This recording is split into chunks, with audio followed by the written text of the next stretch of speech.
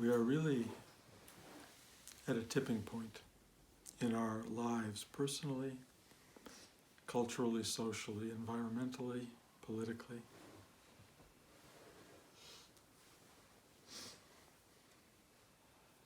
Things are shifting.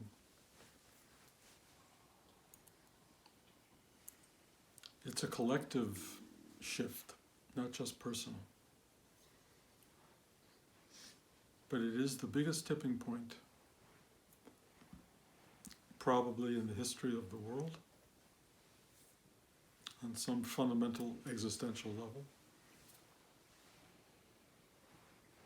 And no one is in control. There are people who exercise control, but there are bigger forces at work.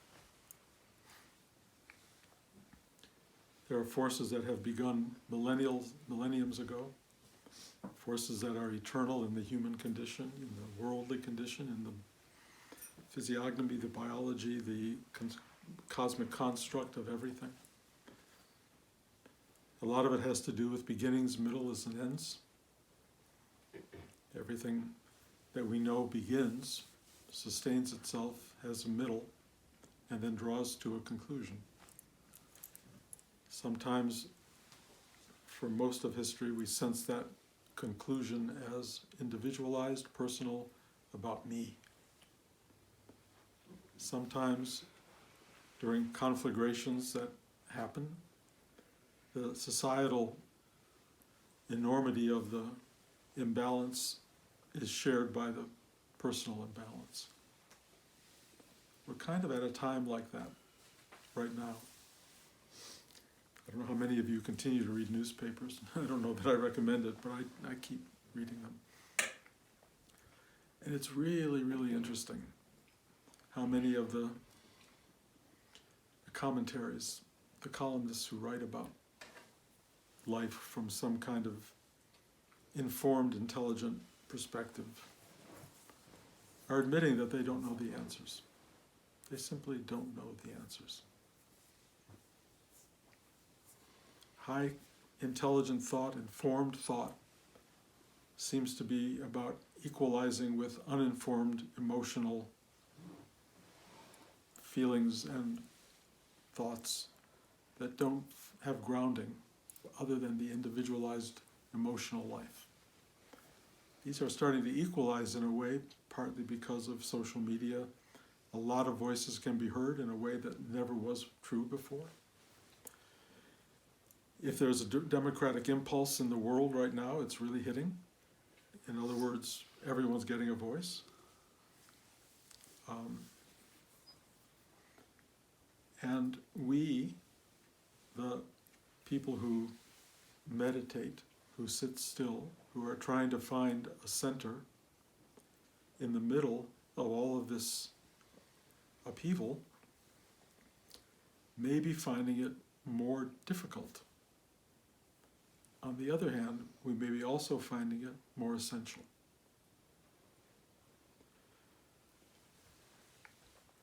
The trick is not putting your head in the sand and pretending nothing is going on. You can't just turn off the radio and turn off the television and turn off even your computer and think that you're safe from the vagaries of fate. They come at you no matter what. And so we are all facing massive energy forces at work and being called upon to present ourselves to those forces in some way.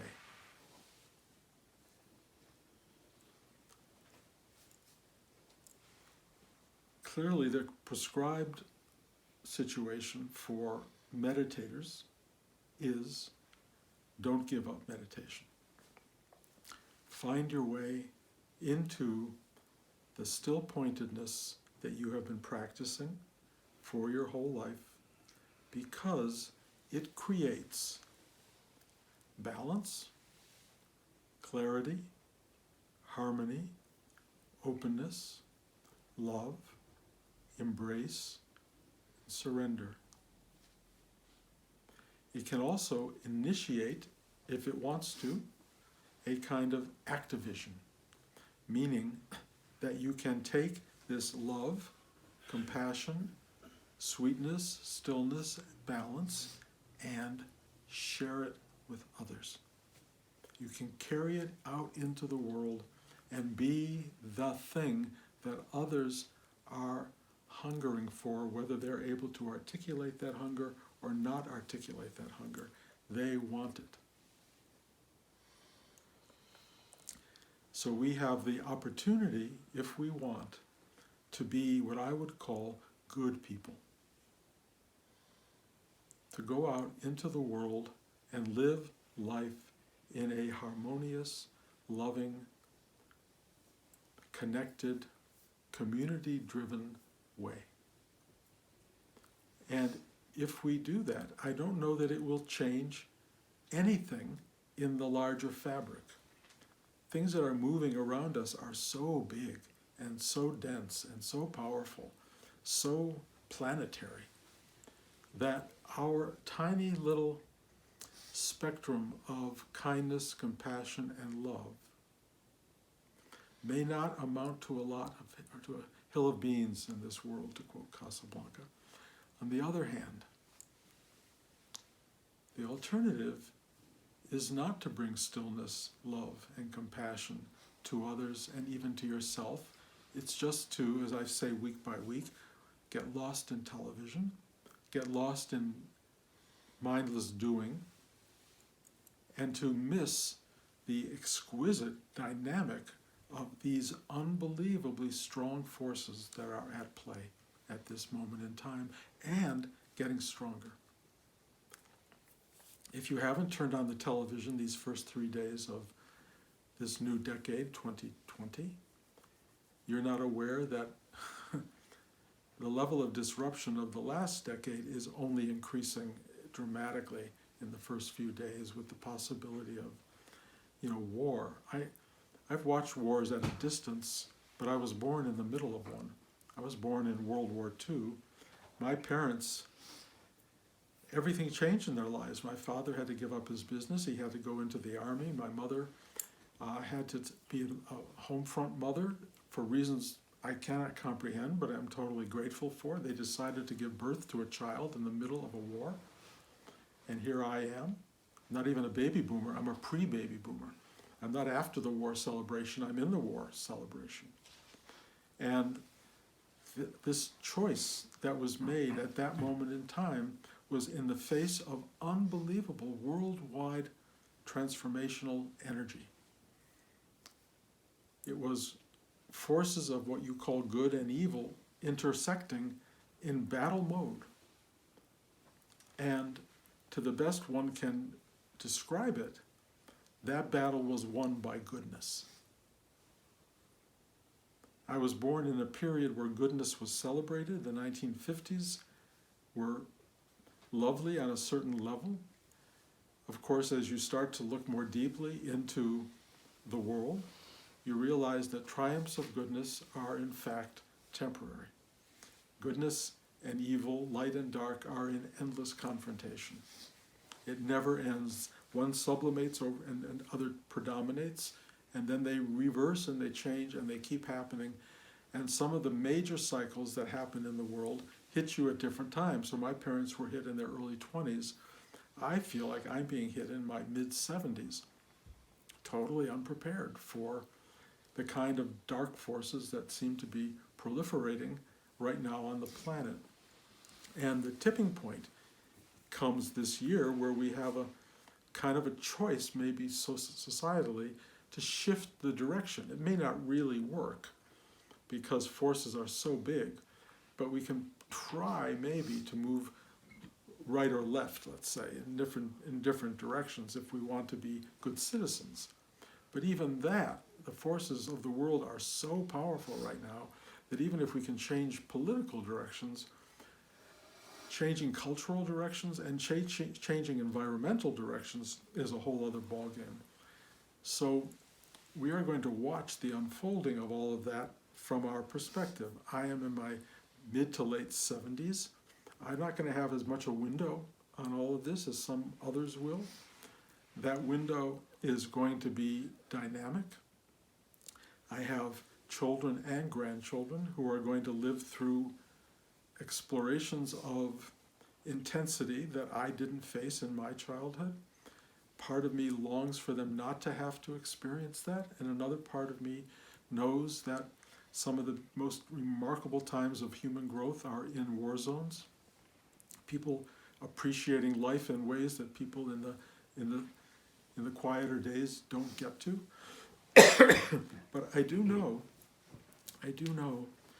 that there is a constant that can be brought into all of the levels of drama that are occurring, and that constant is finding your way into a place of what we will call simply well-being.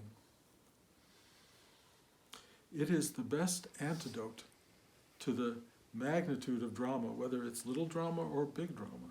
It's the best place to go. It may even become an essential refuge for people. That we're no longer going to be talking about oh, wouldn't it be nice to have? It's going to be essential to have a place to go. And I think once you find that refuge in a profoundly strong way, you're going to have to probably be willing to open it up to bring others in. And by that I mean you need to find this place of love and caring and well-being that is available to anyone who seeks it. Come on in. And that may mean all sorts of things.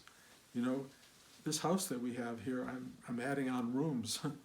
And we'll probably have something the equivalent of 7 bedrooms. Not everybody would have a private bath, but if it ever came down to it, this refuge that I'm feeling in my heart would become actually manifest as a space for people to be.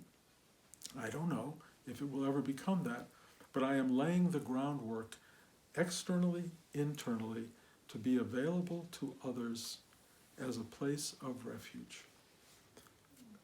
The first person who has to indulge in that refuge is me. And I will tell you, I get shaken up by the world. I get shaken up by the news. The fact that these bad actors could come in and cut off the electricity to the eastern seaboard, bizarre as that sounds, could happen. If that happened, we're going to be in a very strange world. I wrote a movie for Spielberg. It never got made, but the first opening is exactly that happening. The worldwide blackout, without understanding why. But I got to watch in my mind as I had to play it out how fast things fell apart.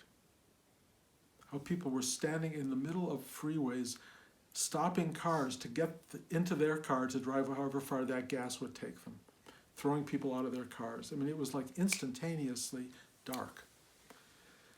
I look at myself and I go, oh my God, I'm a grandfather, I'm a father, I deeply am connected to my children. I am a teacher, a meditation teacher, who is deeply connected to students, to the people who I no longer call really students, but friends and people that I love and care about. I have to know how to be available to nurture and protect and provide asylum in my material life, in my spiritual life. You can only bring people into an open heart if you have an open heart. You can only bring them into an open home if you have an open home. If you do the work, and this gets us back to Rudy, which is, this is not just a mental, emotional, spiritual practice, it is a real work. You work because if you're like me, life makes you work. There is a part of me that is wishing the world were different, but it is not. There's a part of me that is angry at the stupidity of choices being made, the erratic nature of the control of our government. And I look at that and I go, this is insane. And a part of me reacts to that, and another part of me goes, whoa, take a breath, find refuge. I do not believe my job is to live in refuge, hidden. I feel, as this awakening of many years ago took place, I have been made much more a universal experience than a Bruce experience.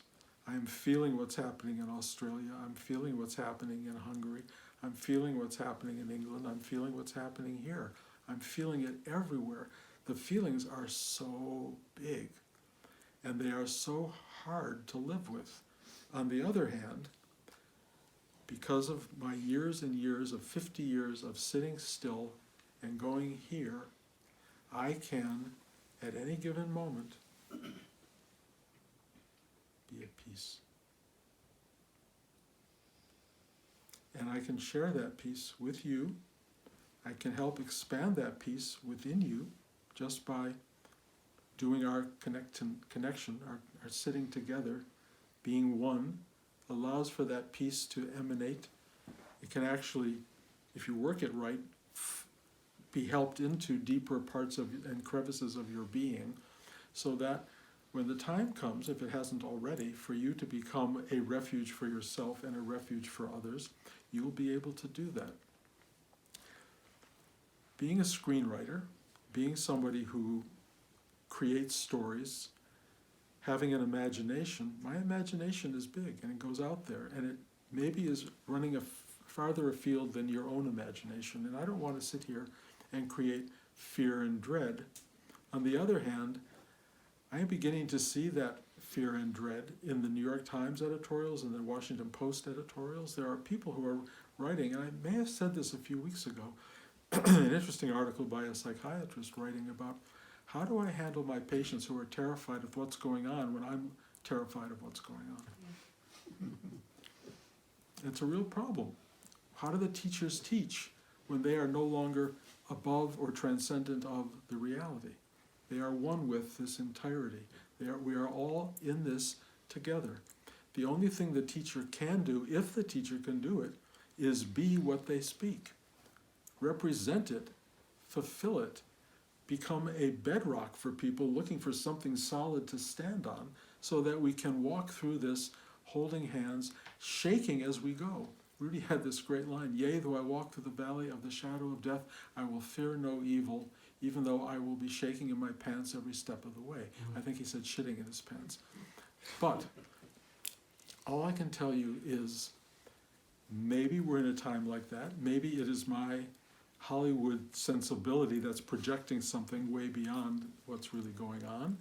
If that's the case, God bless, I'm a writer, and it's my prerogative. But if I am touching on anything real, and it speaks to you as real, then the teaching is get to work, do the work, find that space, open it up, reside inside, step out to help others, go back in, bring people with you, send love, send compassion, send kindness, send goodness, be generous, open yourself, open your homes, do whatever you have to do to help people get through this.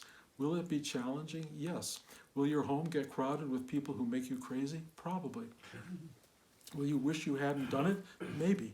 On the other hand, I think, given the magnitude of what possibly is at play, we need to be ready to stay balanced and comforting to ourselves and others.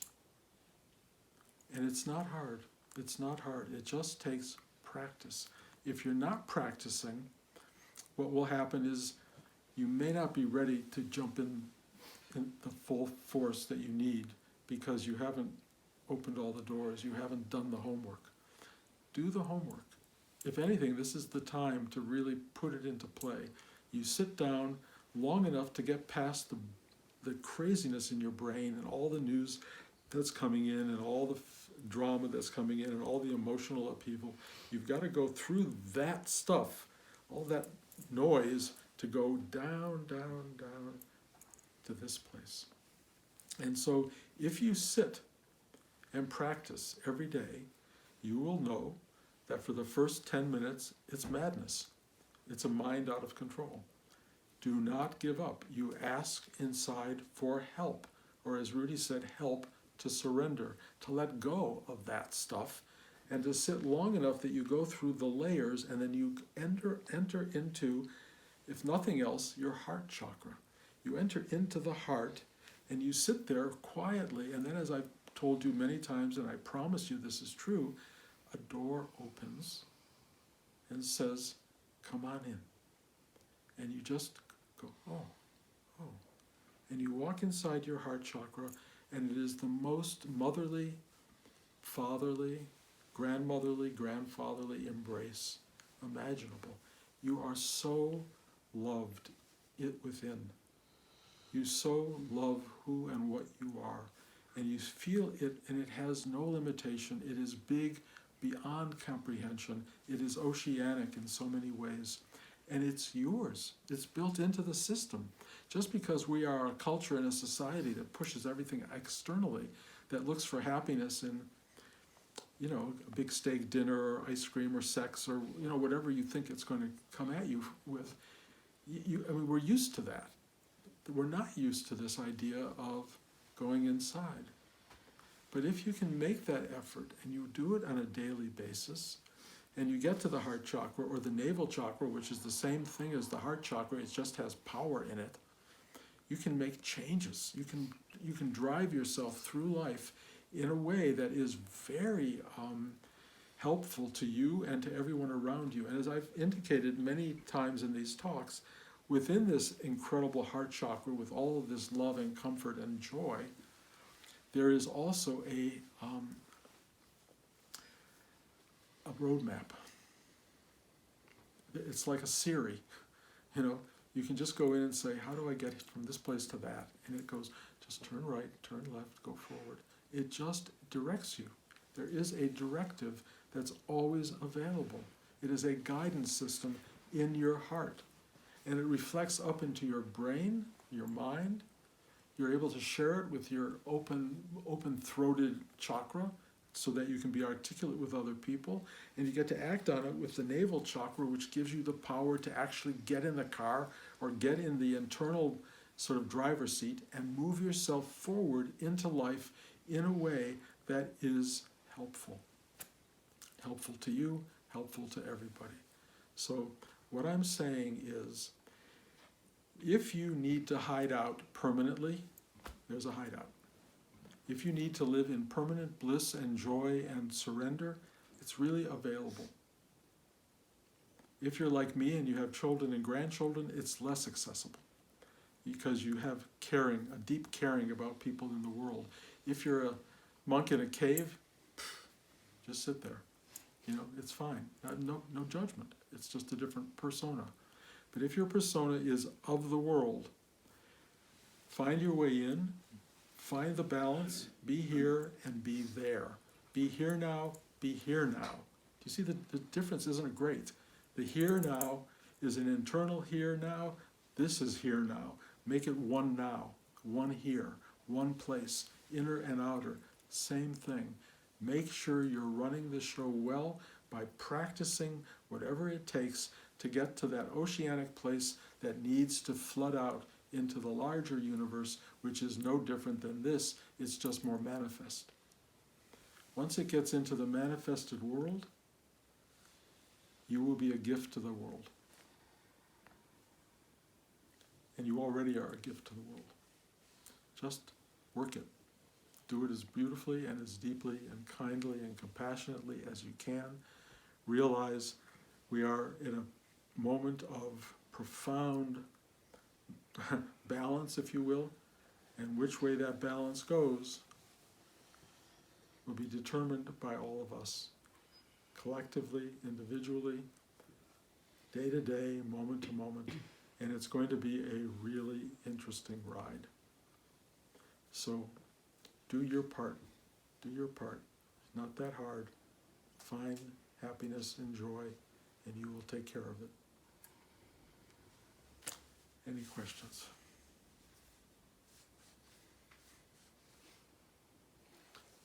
I will tell you, there's a self-critical part of me that says you shouldn't talk about any of this stuff.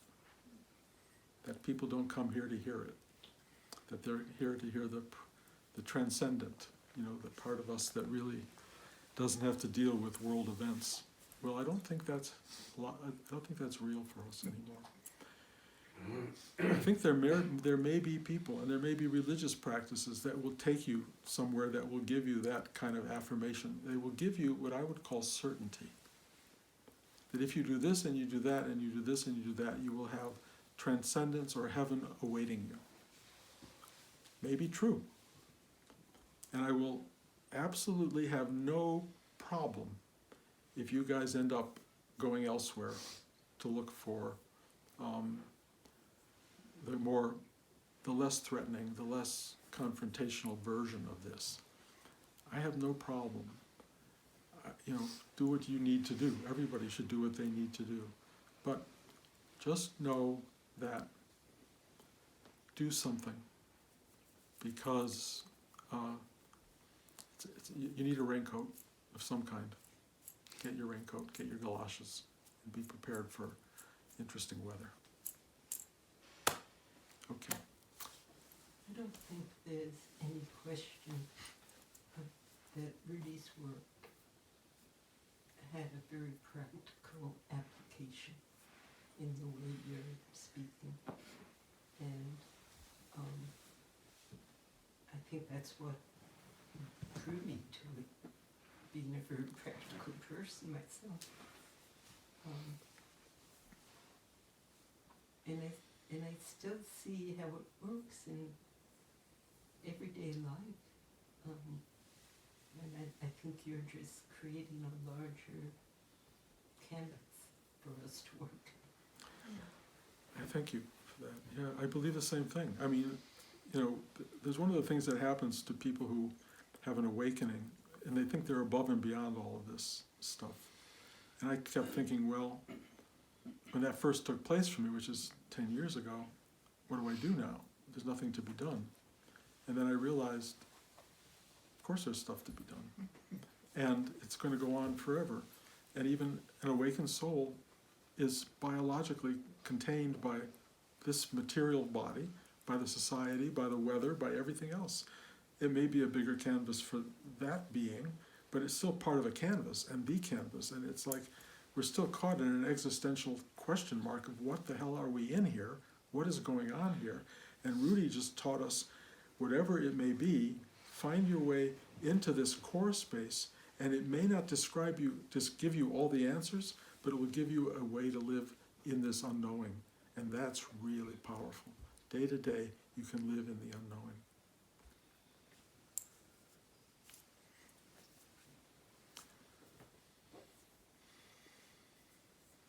From what I've learned through meditation, it seems as though a few things happen that provide that stability that we're talking about in this groundless space of uncertainty.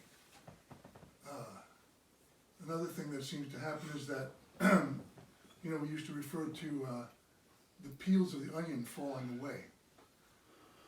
What are those peels? Is that some illusion about what we thought we were, who we had to be, what we thought we had to do? Was it defensive? What are these onion peels that fall away? And when they do fall away,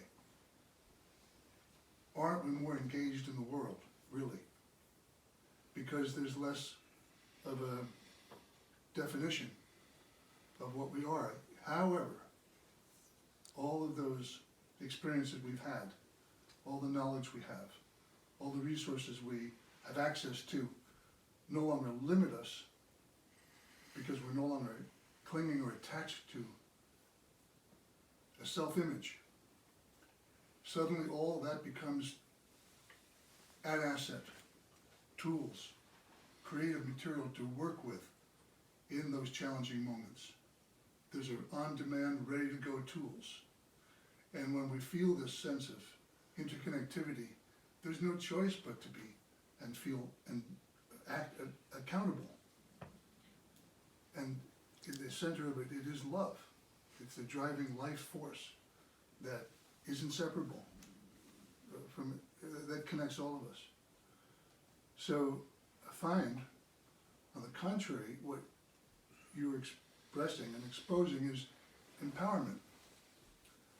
The empowerment that we get and we gain from practice. And if we don't practice frequently, then we're the victims of the older patterns. The new practice, the new patterns develop a new part of our being, tactile, new neuroplasticity in the brain, new memory and muscle connectivity to this new experience that we can sustain. And we nurture that capacity to sustain it, and that endures and provides the deep source of, and the well of giving that you're talking about. So it's a fearlessness that comes, although there's a kind of panic around it, because we're letting go. You know, that was as good a class as you could have. I mean, that's everything right there. It's beautifully said, really beautifully articulated. Thank you. Well, I think just re-saying in a slightly different shape. Yeah, well, each of us would say it in a slightly different shape, but it would all have the underlying truth that you're expressing. And, you know, I mean, I wouldn't want anyone here to sound like me. And I think every one of us has to find our voice. What I love is that your voice is so clear, and it's really beautiful, and that's a wonderful way to put it. And you know, we're each finding our way of expressing the ineffable with as much truth as we individually can bring to the table. And each day that you expand more, you will find that it will articulate itself even more than you thought was possible. It will come through each of you in a completely profound, shockingly real way. And when it does that, you are being better representing, a better representation of this force that wants you and needs you and plans to use you in the world. That's where we're all headed. So be available. I'm finding that a lot of the kids my age are looking for something like this, and it's really been prevalent over the past year, I think. And I feel like, especially with my work, there's always this sense of what people are trying to get something. You know, there's you probably saw the same thing when you were working in LA. But the more that I find I can put this out there, the more people I see are coming towards it, and I just don't feel very qualified to, even using the word lead seems a bit big for me at the moment, because I still, I'm finding something every day that is different than yesterday, and it's terrifying, but at the same time I think it's part of the idea of letting go. And I have a very strong feeling about I'm in a place where I can begin to share this, and I want to, but I keep hitting a point where I don't know what else to give, because I don't know what to give myself. You've been on the planet longer than I have, and you have some more experience in that than I do, and I guess I don't know what I'm looking for, if it's advice or something. Well, the first thing I'll tell you is I don't feel any different than you do. I don't feel any more ready to give than you feel. I feel every day like, what can I say? And yet, something gets said. You have a great capacity to produce what you can produce. You are young, and it will expand, and it will grow. And we need people to move into a community of younger people. Most of us are an older group here. We need to find a way into, we don't have to, but it would be helpful to, and you appear to be a real conduit for that. If it ever goes to your head, it'll be lost completely, but if it stays in a humble space, which is one that you present, you could be a very helpful conduit, not necessarily as a teacher of many billions of people, although that could happen, but as a voice of youthful wisdom for people around you who need to hear it from somebody they trust and know, not from their grandpa, not from their dad, but from somebody on their own plane. And so it's something you and I can talk about, should talk about, but it really is, it's the humility that you express and the honesty and the reality that I think qualify you to be this expression, whether it's as a teacher or just as a friend or somebody in a coffee shop. One way or another, this thing wants to be expressed. People recognize it when it is, and they gravitate toward it, and they want it because we are all starving for content, for reality, for truth, for love, for all of those things. And if we can find somebody who can embody that without making it an attachment, without making it about them, it's endlessly possible to change the world. I want to add something to it. Yeah, I've been working with people in their 20s recently, and that's just what I found, and it really surprised me. And one of the things that Rudy taught that I loved so much is this is not a work of the mind. This is a work of energy. And as we come into that energy more and more, we embody it simply through our presence. And we don't always need to tell things or explain things. Simply by being in that, it has a beautiful effect. So we don't have to know it, understand it, be able to articulate it, to be of service in that way. One thing it reminds me of this young fellow, when I said to Rudy, I said something about growing faster, and he turned to somebody else, he said, they always want to do it, so, be patient, it'll happen, it takes time. It only took 60 years for me, or 50, whatever. Yeah, well, I'm in the 70 mode. Yeah, No, it takes time. It does take time, but there are wisdom for each age. I can see it even in 5-year-olds. There's wisdom. And you just have what you have, and you share it, and the kids around you know when you have it and when you don't. But, what's so beautiful today in this room at the beginning of this new decade is the voices that are speaking here are so clear-headed and so informed and so real and so open and honest, and I'm just honored to be part of a group like this that has such really lovely, beautiful, articulate souls in it. So thank you guys. Thank you for coming. We will endeavor to keep this thing afloat. We will come every week and see who's here.